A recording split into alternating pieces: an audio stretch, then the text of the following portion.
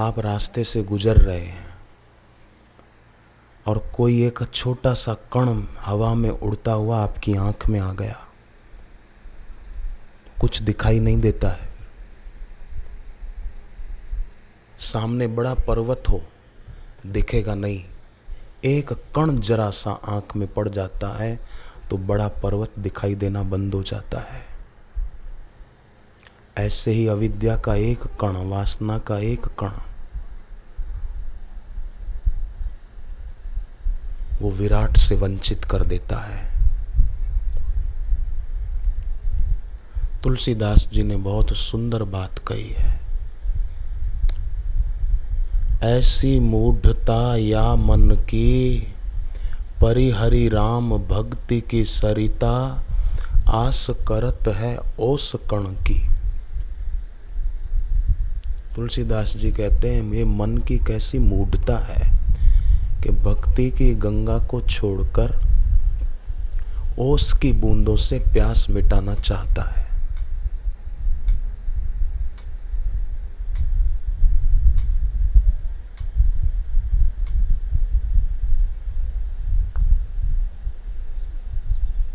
कैसी मूढ़ता है। जैसे पपीहा पक्षी धुएं के गोट को बादल समझकर वहां मजा लेने को जाए कि बादल है बादल, अरे बादल नहीं धुआं है। बेचारे की आंखें जल जाती है। समझा कि बादल होंगे शीतलता मिलेगी, पर धुआं था, शीतलता न मिली, आंखें जल गई।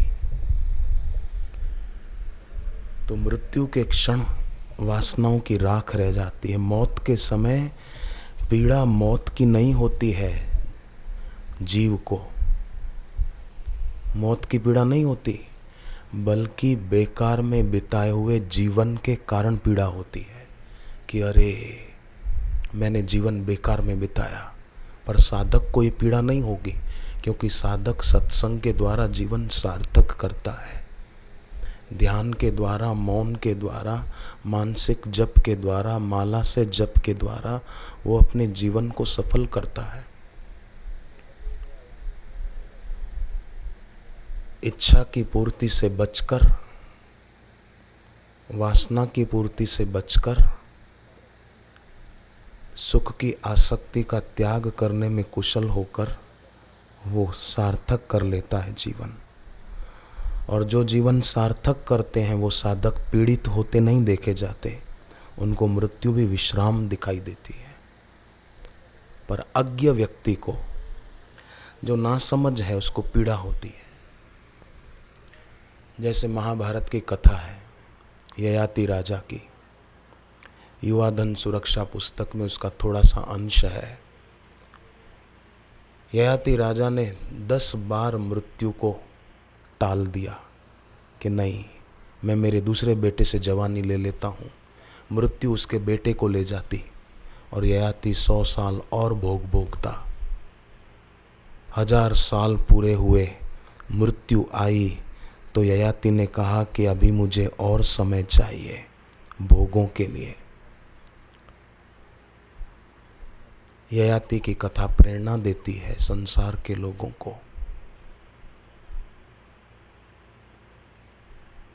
इच्छा वासना वो तृप्त होती हुई दिखती है, पर और अतृप्ति की ओर ले जाती है। और यही कारण है कि इस संसार से कहलाने वाले नाम मात्र के सम्राट वो भिखारी की तरह मरे हैं। सिकंदर का जीवन देखो, मरा तो बोल के मरा कि मेरे दोनों हाथ अर्थी से बाहर रखना। बाहर से उसने बहुत कुछ जीता था, बहुत कुछ धन अपनी तिजोरी में जमा किया था, परंतु मरा तो एक भिखारी की तरह।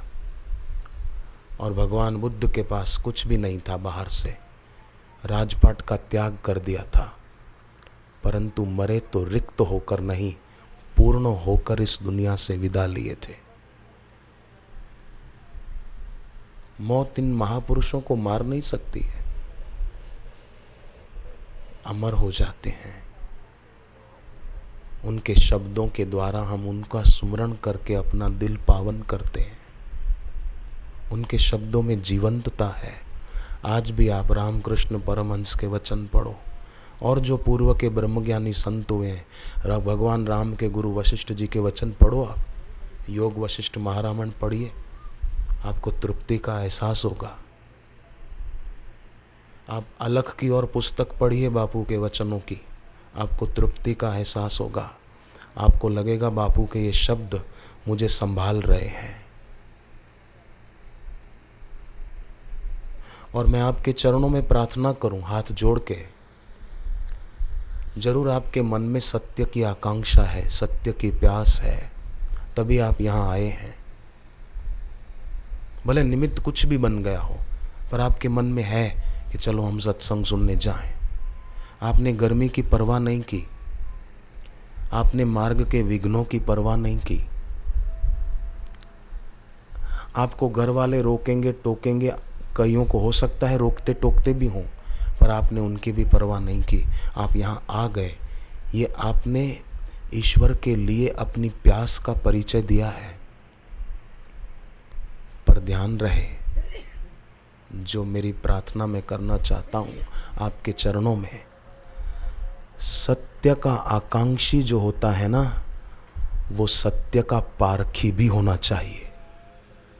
सदैव याद रहे, सत्य के आकांक्षी बहुधा सत्य के पारखी नहीं होते हैं।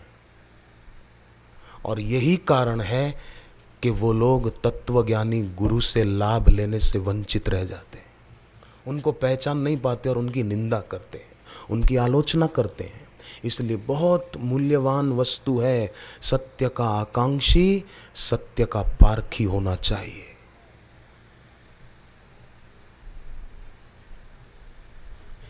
एक युवक एक संत के पास गया और उनके चरणों में उसने प्रणाम किया कि महाराज जी, मैं अपना कल्याण करना चाहता हूँ, आप मुझे कृपा करके सत्संग दीजिए, कुछ उपदेश दीजिए, मेरा कल्याण हो जाए। कोई ऐसे सच्चे संत का पता मुझे बता दीजिए। अब संत वही थे। संत ने उस युवक को एक हीरा दिया, हीरा। उसको कहा कि ये ले जा सब्जी मंडी में, इसका मूल्य पता करा के आ। तो गया एक सब्जी वाले के पास, कहा कि ये हीरा ये बेचना है। बोलो, अरे बोले हीरा है कि पत्थर है क्या पता, तू कहाँ से लाया हीरा, मुझे नहीं चाहिए, समय खराब मत कर, मेरे ग्राहक खड़े हैं, चल भाग। भगा दिया। दूसरे सब्जी वाले के पास गया, उसने कहा कि हाँ है तो बच्चों को खेलने के काम में आ जाएगा, 2 रुपए दे दूँ। उसने कहा नहीं, बेचना नहीं, खाली भाव पता करना है। किसी ने 2 रुपए कहा, किसी ने 3 रुपए कहा, किसी ने 4 रुपए कहा, किसी ने कहा बदले में 1 किलो आलू ले जा, किसी ने कहा बदले में 1 किलो प्याज ले जा, किसी ने कहा आधा किलो बैंगन दे दूं इसके बदले। वो पहुंचा संत के पास और कहा कि सारी बात बता दी। संत ने कहा अब जा, सोना चांदी वालों का जो बाजार हो वहां जाकर इसका भाव पता करके आ। वहां पता करते करते आखिर 10,000 तक बात पहुंची। आया संत के पास, बोले कहाँ, तो कोई लेने को तैयार नहीं था सब्जी मंडी में, और अब तो 10,000 तक बात पहुंच गई। बोले अब जा, जहां हीरे जवाहरात बेचने वालों का हो कोई स्थान, जौहरी के पास जा। गया वहां तो उसको 1 लाख रुपया मूल्य बताया गया, 1 लाख रुपया। कहाँ तो 2 रुपए में भी उसको कुछ का कुछ सुना रहे थे सब्जी वाले, और 1 लाख रुपया तक बात पहुंच गई। उसको तो लगा कि 1 लाख रुपया बेच दूं, पर कि संत ने कहा है खाली भाव पता करा क्या। आया लौट कर संत के पास और कहा कि महाराज जी, लोग तो लाख रुपया देने को लग गए, और भी अगर मैं भाव करता तो और ज़्यादा मिलते। तो संत ने कहा कि कहाँ तो देख, जिसको कदर नहीं थी वो 2 रुपए में भी देने को कतरा रहा था, तुझे फटकार रहा था कि परे हट, मेरे ग्राहक लौट जाएंगे। और कहाँ लाख रुपए से भी ज़्यादा जो पारखी है वो जानता है कि ये हीरा कितना कीमती है। तो उसी प्रकार सत्य के आकांक्षी जो हैं साधक, वो सत्य के पारखी भी होने जरूरी है। नहीं तो बहुधा ऐसा होता है कि सत्य का आकांक्षी होने के साथ साथ पारखी नहीं होते, और जो आकांक्षी होने के साथ साथ पारखी होते हैं वे विज्ञ पुरुष, वे सुज्ञ पुरुष थोड़ा समय भी अगर गुरु के पास रहें तो तत्काल तत्व का अनुभव कर सकते हैं। तुलसीकृत रामायण में बात आती है, सिर धरी आयसु करिए तुम्हारा, परम धर्म ये नाथ हमारा। हे नाथ, हमारा परम धर्म है हम आपकी आज्ञा का पालन करें, आपके वचन शिरोधार करके, ये बात आती है।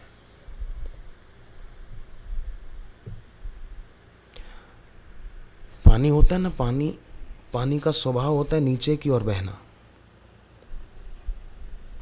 ग्रेविटेशन, परंतु वही पानी ऊपर भी उठ सकता है अगर उसको वाष्प बनाया जाए, लेविटेशन होता है। क्योंकि ग्रेविटेशन नहीं होगा, ऊंचा उठ सकता है अग्नि का संग मिल जाने से, वो ऊंचा उठ जाता है।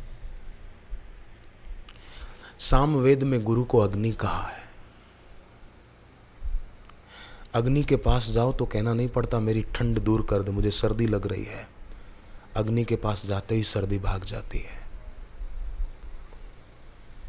ऐसे ही सदगुरु के पास जाओ तो कहना नहीं पड़ता कि मेरे पाप नष्ट करो प्रभु, उनके पास जाते ही पाप नष्ट होने लगते हैं, अविद्या दूर होने लगती है।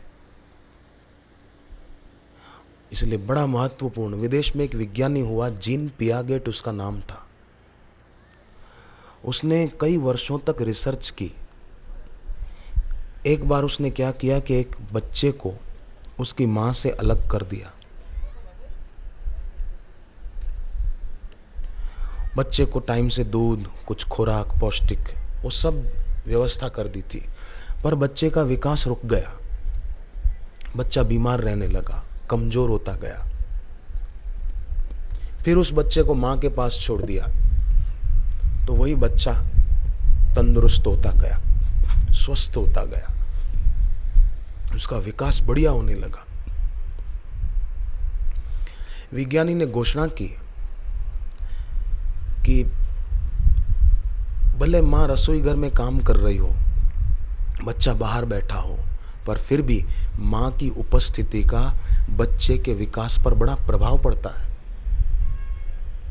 जब मां की उपस्थिति का बच्चे के विकास पर प्रभाव पड़ता है तो आप सोचो सदगुरु की उपस्थिति का साधक के विकास पर कितना प्रभाव पड़ता होगा, साधक की साधना पर कितना प्रभाव पड़ता होगा गुरु की उपस्थिति का।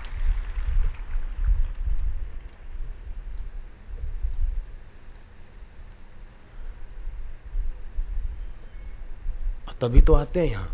अब कल को गुरुदेव जब ग्वालियर यहाँ से प्रस्थान कर जाएंगे, फिर देखो यहाँ कौन बैठने को आता। सब भागेंगे कि नहीं बापू नहीं, हम क्यों। गुरु की उपस्थिति वो बड़ी महत्वपूर्ण है। और ये भी बात उतनी सत्य है कि साधक अपने घर पर बैठे हों और वहाँ पर अगर अपने करुणा सिंधु गुरुदेव का ध्यान करें तो गुरुदेव के करुणापूर्ण हृदय से बहता हुआ आशीर्वाद का झरना साधक के दिल को छुएगा और साधक अपने गुरुदेव की करुणा का, उनके प्यार का, उनके आशीर्वाद का अनुभव करेगा। देखो, बाह्य वियोग होता है ना सच्चे प्रेमी साधक को जब अपने गुरु का, तो बाह्य वियोग में अंतः संयोग बढ़ जाता है। बाहर से दूरी बढ़ी पर भीतर से दूरी कम हो जाती है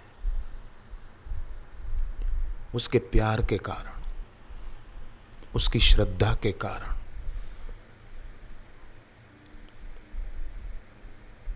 अपने गुरु की याद में उसके दिल में आषाढ़ के बादल उमड़ेंगे और उसकी आंखें आंसू बरसाए बिना रहेगी नहीं। और वो प्रेम भक्ति के आंसू उस शिष्य की और गुरु के बीच की दूरी को खत्म कर देंगे। फिर दूरी रहेगी नहीं। द्रौपदी की साड़ी खींच रहा था दुशासन। दूरी कहां रही द्रौपदी और श्री कृष्ण के बीच?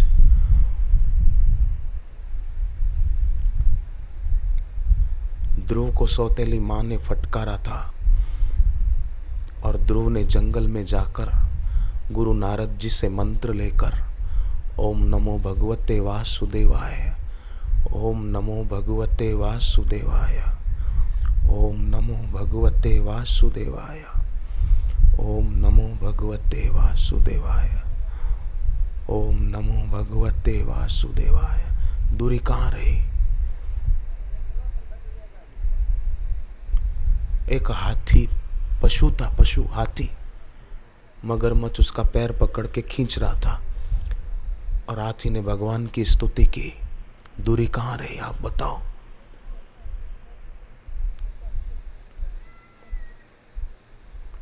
हरियाणा में चरखी दादरी है, वहाँ एक सज्जन, उनका नाम संजय भाई, तो उन्होंने मुझे बताया कि उनका बच्चा 10 जून 2003 को जन्मा, पर पता चला कि इस बच्चे को शायद आंखों से दिखता नहीं है। डॉक्टर के पास गए, डॉक्टर ने कहा बिल्कुल ठीक कहते हो आप, इस बच्चे को दिखाई नहीं देता है, ऑपरेशन करेंगे पर गारंटी नहीं देते, आप इतने हजार जमा करा दो। करा दिए।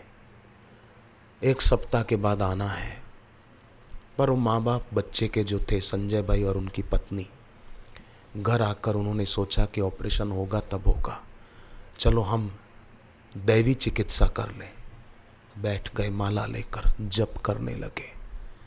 घर पे कोई पाठ करने लगा, गुरु चरण रज शीश धरी, हृदय रूप विचार, धर्म कामार्थ मोक्ष दे, रोग शोक संहार। ऐसे जप पाठ होने लगा घर पे। दुखी चित्त से नहीं, शांत चित्त से।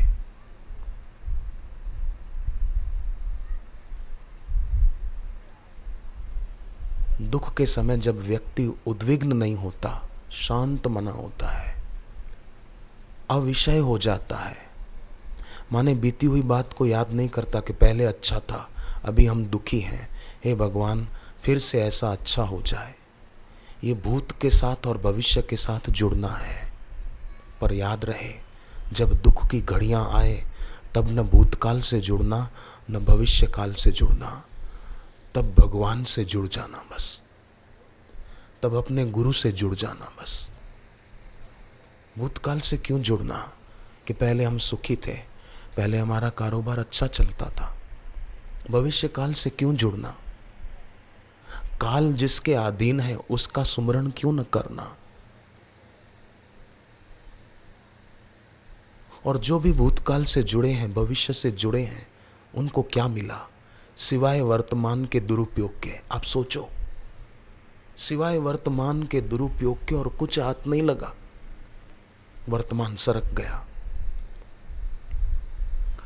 और याद रहे, वर्तमान ही भूतकाल बनता है, और जिसका वर्तमान बढ़िया है उसका संचित बढ़िया हो गया, और जिसका संचित बढ़िया हो गया उसका प्रारब्ध सुखद हुए बिना रहेगा नहीं। किसी की ताकत नहीं है, जिसने वर्तमान को सुधारा उसका संचित अच्छा हुआ। वर्तमान ही भूतकाल बनता है। वर्तमान बढ़िया तो संचित बढ़िया, संचित बढ़िया तो प्रारब्ध बढ़िया। कौन बिगाड़ सकता है?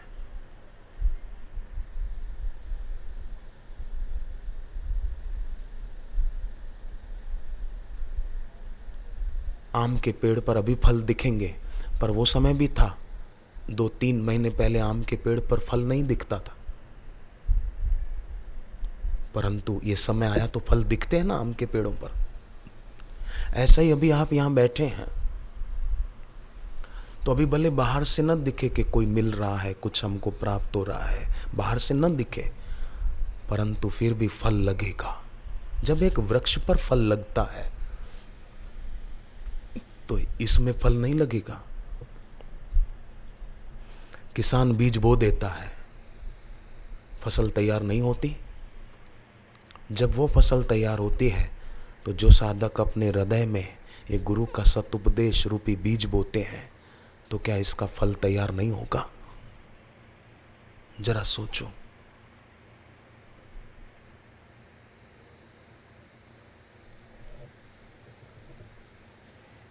इसलिए भूतकाल से और भविष्य काल से न जुड़कर अपने मन को अविषय बनाना बहुत जरूरी है।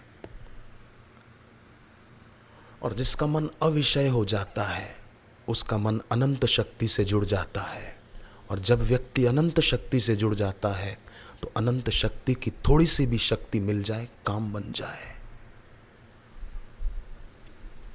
तो वो घर पे पाठ करते थे, जप करते थे, सामने जल भर के रखते थे, फिर वो जल बच्चे की आंखों पर छांट देते थे।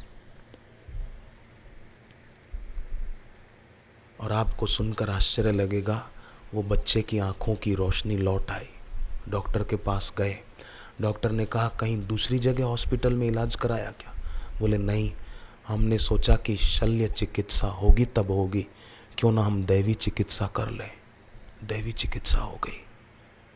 ये मंत्र जप ध्यान प्रार्थना ये दैवी चिकित्सा है।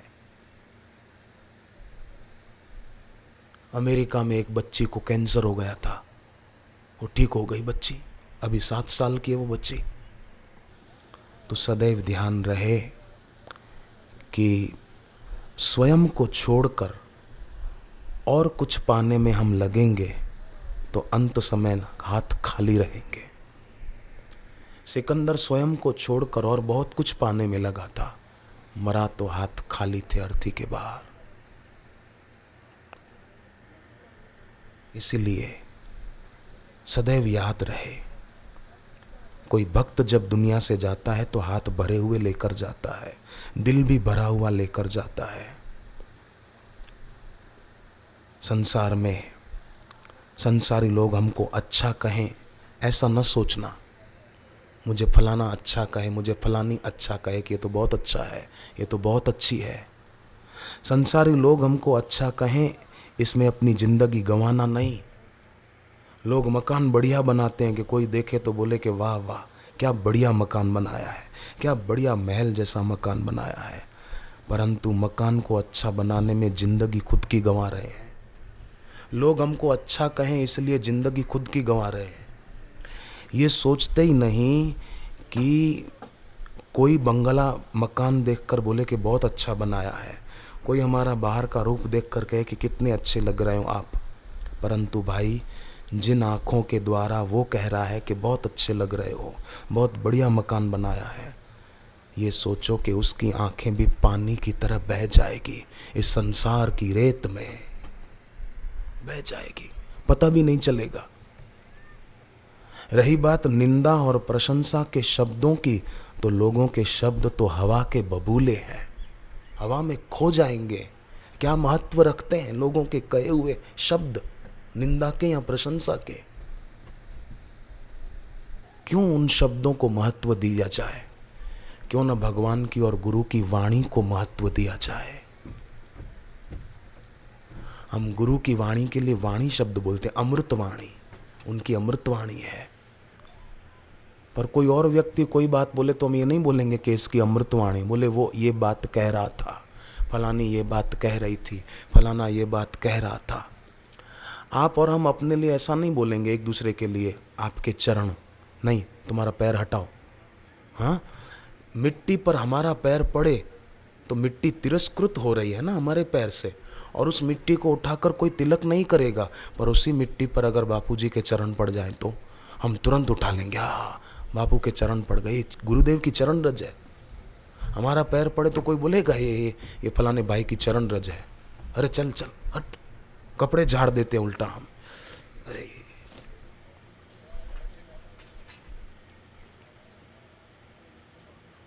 बुरा लगता है।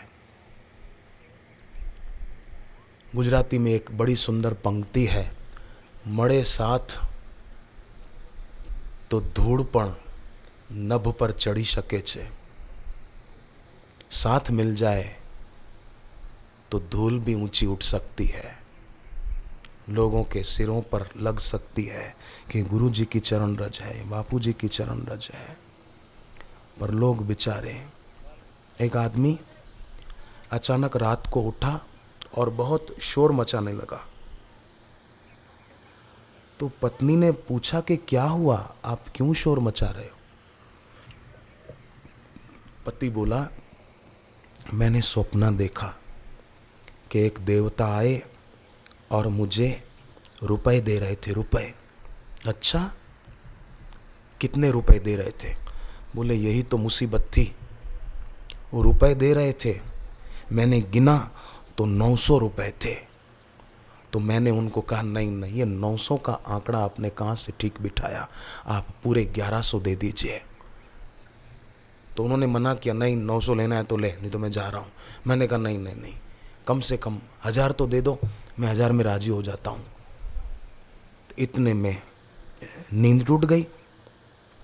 नींद टूट गई तो तब से मैं बार बार आंख बंद करके उनको कह रहा हूँ कि अरे 1000 नहीं देने हैं तो कोई बात नहीं, 950 में ही काम चल जाएगा, दे दो दे दो दे दो दे दो। मैं आंख बंद करके दोहरा रहा हूँ, उनको याद कर रहा हूँ, दे दो दे दो। और अब तो मैं 900 में भी राजी हूँ, जितना वो दे रहे थे उतने में राजी हूँ, पर देते ही नहीं। मैं बहुत देर से आंख बंद करके बार बार कह रहा हूँ, अरे दे दो, तुम जितना दे रहे थे देवता, मैं उतने में राजी हूँ, 900 तो 900 ही दे दो, मैं 950 नहीं कहूँगा, पर दे ही नहीं रहे। अब देखो कैसी नासमझी है, सपने को वास्तविक समझ रहा है, इसी कारण परेशान हो रहा है। ऐसे ये भी एक सपना है, इसको सच समझकर सारी दुनिया परेशान हो रही है।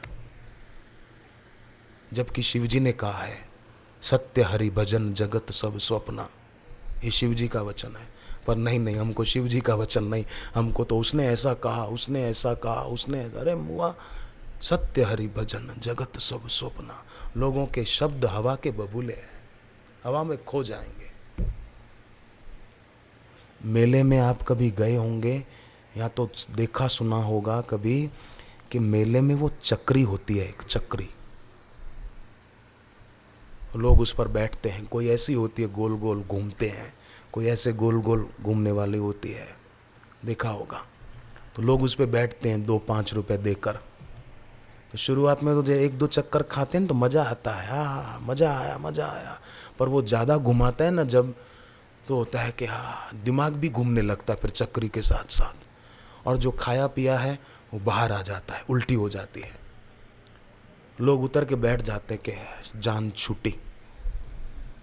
तो उस चक्री पर से तो लोग उतर जाते हैं, पर ये संसार रूपी चक्री पर लोग ऐसे चढ़ बैठे हैं, उतरने का नाम ही नहीं लेते हैं। बस पैसा मेरा परमेश्वर, पत्नी मेरी गुरु, बच्चे मेरे शालीग्राम, पूजा किसकी करूं?